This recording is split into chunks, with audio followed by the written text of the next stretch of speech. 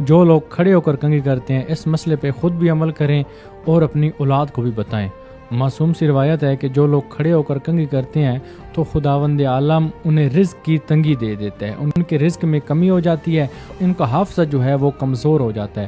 اور دو لوگ ایک ساتھ شیشہ نہ دیکھیں، اس سے مراد یہ ہے کہ دو لوگ ایک ساتھ شیشہ دیکھیں گے تو گھروں میں لڑائی ہوگی۔ معصوم روایت کر رہے ہیں کہ ہر بندے کے پاس اپنی علیحدہ کنگھی ہونی چاہیے۔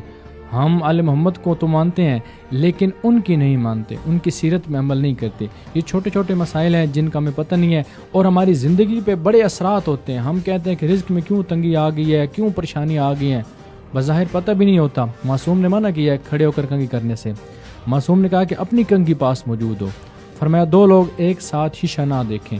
ہمارے یہاں تو رواج بھی یہی ہے کہ کھڑے ہو کے کنگھی کی جاتی ہے۔